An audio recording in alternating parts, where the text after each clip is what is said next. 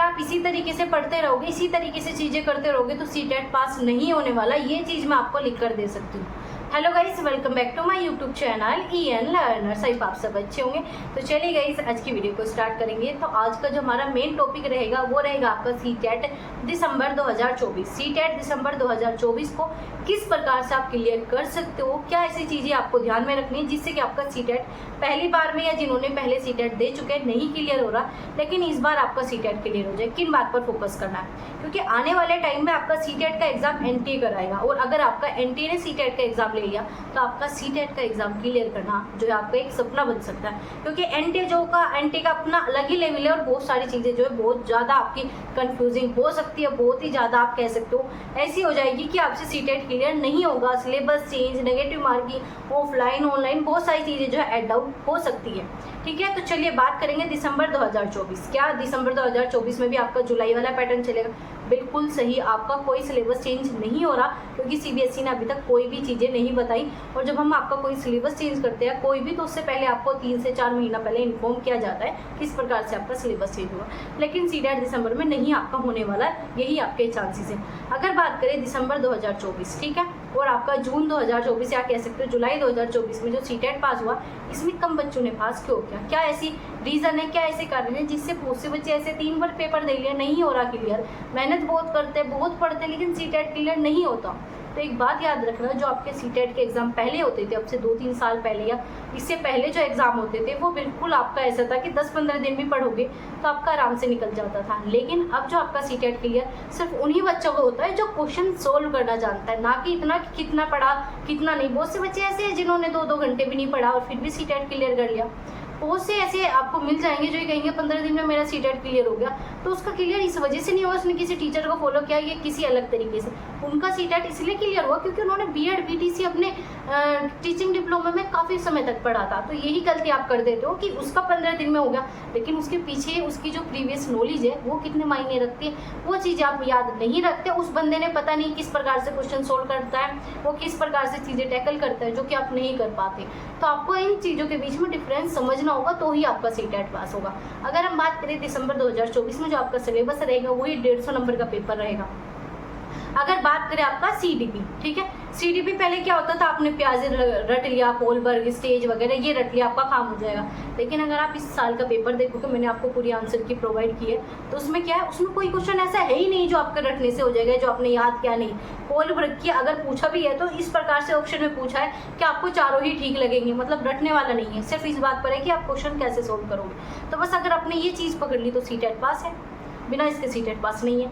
अब बहुत से बच्चे ऐसे जिनका लैंग्वेज का पोर्शन डाउन है। लैंग्वेज का पोर्शन डाउन क्यों है? क्योंकि कभी आप पैसेज लगा कर देखते ही नहीं हो, ठीक है, पैसेज में कंफ्यूज रहते हो कि मैं तो कर लूँगा, हिंदी का है पैसेज कर लूँगा, इंग्लिश में पैसेज पढ़ेगी तो आंसर देने होते। ऐसा नहीं होता, हर चीज़ को प्रैक्टिस देनी ज़रूरी है। आप लैंग्वेज में सबसे कम आपकी परसेंटेज बनती है, ठीक है, तो आप जितने भी बच्चों का देखोगे तो लैंग्वेज में सबसे कम नंबर बनते हैं। और मैं अपना बताऊँ, मेरे भी लैंग्वेज में सबसे कम नंबर थे, ठीक है। मैं भी अपनी गलती आपके साथ साझा कर रही हूँ, मैंने कौन सी गलती की थी और आप भी कौन सी करते हो, ठीक है। मुझे भी काफ़ी एक्सपीरियंस हो चुका है, सीटेट वगैरह, आपके यहाँ पर एमएड वगैरह, बहुत सारी चीज़ें जो मैं आपको पढ़ाती हूँ। तो उस बेस पर मैं आपको बता रही हूँ कि बच्चे क्या क्या गलती करते हो और आप कौन सी गलती करोगे। आने वाले पेपर में भी वही गलती करोगे। सबसे पहले क्या, किसी टीचर ने कह दिया भाई ये कर लो वो कर लो, वही आपने कभी खुद से चीज़ें एनालाइज की है कि हाँ मैं ये करूँगा तो मेरा हो जाएगा? खुद से देखा है कि ये चीज़ें आपके कितने पेपर में आती है, कितने पेपर में नहीं? आप देख रहे हो 6 घंटे की मैराथन, 10 घंटे की मैराथन, क्या उससे पेपर हुआ है? इससे पहले भी काफ़ी देखिए नहीं होता। क्यों? क्योंकि आपको पता ही नहीं पढ़ना क्या है, कैसे पढ़ना है। एक बार अपना सिलेबस तो निकालिए। आज तक आपने सिलेबस भी अपना निकाला है, उसका प्रिंट आउट निकाल के रखा है आपने? कभी अपनी मेज कुर्सी पर नहीं रखा। यही नहीं पता सिलेबस में टॉपिक कौन से किस प्रकार से पढ़ना है। बच्चा SST के लिए दुनिया भर के चैनल को फॉलो करता है, ठीक है, दुनिया भर के आपके SST क्लियर नहीं होती। क्यों नहीं होती? क्योंकि पेपर तो NCERT में आ रहा है और आप SST में पढ़ रहे हो कॉम्पिटिशन एग्जाम की, ठीक है, आप पढ़ रहे हो UP पुलिस, उन सब के वही क्वेश्चन आपको सीटेट में करा रहे हैं, तो उससे आपका SST क्लियर थोड़ी हो जाएगा, ठीक है। 40 नंबर की SST आती है, अगर SST में अच्छा फोकस कर लिया तो आपका काम हो जाएगा। SST हो, साइंस हो, मैथ हो, सबका। साइंस और मैथ आपको और ज़्यादा डिफिकल्ट हो रहे हैं। बच्चे क्या करते हैं, SST का फिर भी आपका कह सकते हो कि चीज़ें फैक्ट वाइज आप SST रट सकते हो, लेकिन जो बच्चे साइंस और मैथ के, ना तो उन्हें टाइमिंग की सबसे बड़ा टाइम कम रह जाता है, ठीक है, टाइम कंप्लीट होता ही नहीं पेपर उसमें। ठीक है, क्योंकि मैथ बहुत डिफिकल्ट, पहले क्या होता था 6 से लेकर 8 क्लास का मैथ पूछ रहे थे, लेकिन अब तो 9, 10, 11, 12 के भी क्वेश्चन मिक्सअप कर दिए, इतना टफ आपका हो जाता है।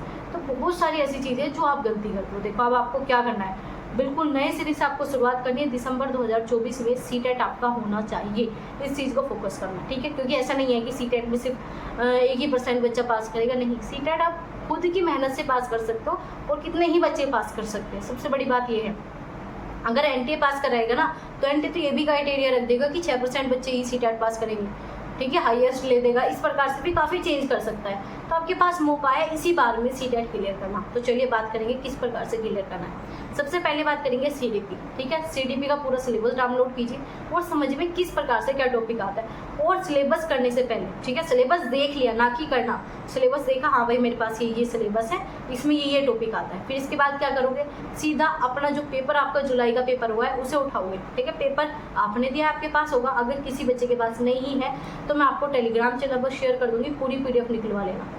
पीडीएफ क्यों निकलवानी है, क्योंकि पेपर आपका ऑफलाइन मोड में, जितना ज़्यादा प्रैक्टिस पेन से करोगे, पेंसिल से करोगे, उतना ज़्यादा आपका काम बनेगा, क्योंकि टाइम बचता है। आपको आदत पड़ गई है स्क्रीन की, वहाँ तो पेन भी नहीं उठाना, सीधा ऐसे ही आंसर क्या ऐसे ही कर दे, तो इससे टाइम आपका बचता है, तो आपको वहाँ पर टाइम लगता है।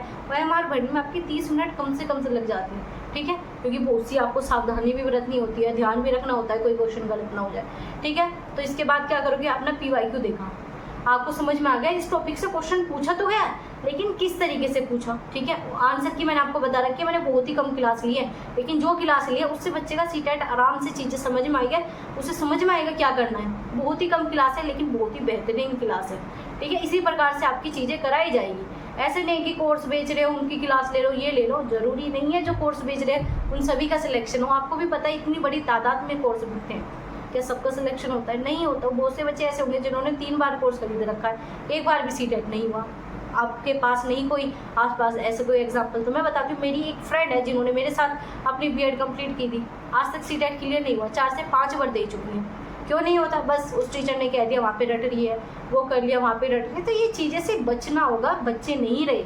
अडल्ट एजुकेशन आप पढ़ते हो अपने सीटेट में, तो अडल्ट एजुकेशन में क्या है, खुद का स्वयं आकलन करो, खुद का जब तक एनालाइज नहीं करोगे तब तक नहीं होने वाला कुछ भी ना सीटेट। तो अभी सीटेट की बात है, आगे DSSS भी कितना टफ होता है, आगे NVS KVS इनके एग्जाम काफ़ी अच्छे लेवल के आते हैं। अगर आप यही बचकानी हरकत करोगे कि जो जैसा कर रहा है मैं तो वैसा करता रहूँगा, तो इससे कुछ नहीं होने वाला। देखो जैसे कि बताया, CDP में अपना PYQ उठाइए। सबसे पहले जो आपका PYQ होना चाहिए उसके एक पेज के एक क्वेश्चन जो है बिल्कुल देख दीजिए किस प्रकार से पूछा गया है। आप ये सोचिए कि आप एग्जामिनर हो, आपको ये कहा गया है कि इसे देखकर पेपर बनाना है, तो आप किस प्रकार से अगला पेपर अपना स्ट्रक्चर बनाओगे उसका, उसे देखकर आप एज ए टीचर सोचिए ना। आप ये सोचिए मत मैं पेपर दे रहा हूँ, उस पेपर को PYQ को देखना है, तो आप इस वजह से देखिए कि मुझे सेम इसी पैटर्न का इसी लेवल का पेपर बनाना है दूसरा, तो आप कौन से क्वेश्चन पुट अप करोगे, चीज़ें खुद समझ में आने लगेगी। और चीज़ें टफ इजी हार्ड कुछ मानकर मत चलिए। आप अगर मेहनत करोगे तो हर एक एग्जाम होगा, हर एक एग्जाम आपका क्लियर होगा, लेकिन मेहनत जो है एक प्रॉपर वे में होनी चाहिए। इधर भी भटक रहे, उधर भी भटक रहे, उसकी भी क्लास देख लो, इसकी भी क्लास देख लो, ऐसा नहीं होने वाला। लिमिटेड सिलेबस सीटेट का, इस लिमिटेड को कर लो और साथ में PYQ कर लो, ये आपका काम हो जाएगा। लेकिन PYQ रटने वाले नहीं करने के आंसर रट लिया, ये है भाई इसका आंसर ये है, क्यों है पता ही नहीं, ठीक है। मैंने क्लास कराई है PYQ की, उसमें ये नहीं बताया कि आता है नहीं, मैंने वो क्वेश्चन को लिया है जो अगर आपको आता भी नहीं होगा तो कैसे टैकल करोगे। हमने ऑप्शन के साथ खेला है, अगर ऑप्शन के साथ सीटेट में खेल लोगे तो पेडागोजी आपकी वो मतलब कहते हैं ना बिल्कुल आराम से सोल्व हो जाएगी, चुटकियों में सोल्व करने लगोगे। तो ये आपका यहाँ पर सीटेट के लिए कुछ ऐसी टिप्स हैं जिन्हें फॉलो जरूर करनी होगी। चलिए आगे बात करेंगे। आपका जो बच्चे फर्स्ट पेपर देंगे उसमें आपका आता है EVS आता है। EVS में क्या करोगे, EVS में सिर्फ आपको NCERT पढ़नी है, हाई लेवल की EVS पढ़नी ही नहीं है, ठीक है। बहुत से आपको कराएंगे बिल्कुल आउट ऑफ सेंस, आपके आउट ऑफ सेंस के क्वेश्चन जो आते ही नहीं है, बिल्कुल कोई मैटर ही नहीं है, आउट ऑफ सिलेबस क्वेश्चन करे जा रहे हो, तो सिर्फ वो पढ़ो जो आपके पेपर में आएगा। पेपर में सिर्फ आपकी NCERT आएगी, सीधा आपके जो आपका सिलेबस आता है सीटेट को उसके नीचे लिखा है कि हम जो आपका पेपर बनाएंगे वो आपका NCERT बेस पर बनाएंगे, तो बस सीधा लिखा है NCERT, तो NCERT बुक लो। बुक कहाँ से डाउनलोड करें, एक वीडियो प्रोवाइड की थी जहाँ से आप फ्री में बुक डाउनलोड कर सकते हो। NCERT हिंदी इंग्लिश दोनों मीडियम में, जिस मीडियम में पेपर दोगे उसी मीडियम में आप डाउनलोड कर लो, ठीक है। इसके बाद बात करेंगे मैथ। मैथ में टाइम नहीं देना।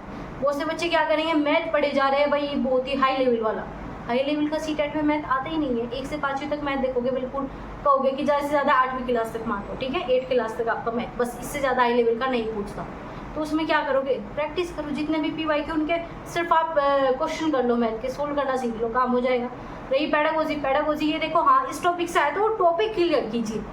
अगर आपने पीवाई के टॉपिक पर काम कर लिया तो सीटेट क्लियर है, ठीक है। तो ये चीज़ें समझ में आई। जो बच्चे एसएसटी के, एसएसटी में सबसे ज़्यादा बच्चे फेल होते हैं, क्योंकि मैथ साइंस वाला बच्चा मैथ के क्वेश्चन आराम से कर लेगा, लेकिन साइंस में चीज़ें याद करने की होती है, इतनी कहाँ से करोगे। तो सबसे अच्छा है एनसीईआरटी की बुक, एनसीईआरटी की बुक पढ़ डालिए। और पढ़नी नहीं है प्रॉपर, उसमें अपने अपने नोट्स बनाइए, लिखिए उन्हें अपनी कॉपी पर क्या आपको करना है, उसके नोट्स बनाओगे तो ही आपका काम होगा। बिना नोट्स के आपके काम नहीं होने वाला, क्योंकि लास्ट टाइम में क्या पढ़ोगे, पूरी की पूरी बुक पढ़ोगे, पूरी की पूरी वीडियोज़ देखोगे, 6-6 12-12 घंटे की जो आप देखते हो, नहीं देख सकते, कुछ सेंस ही नहीं है उनका।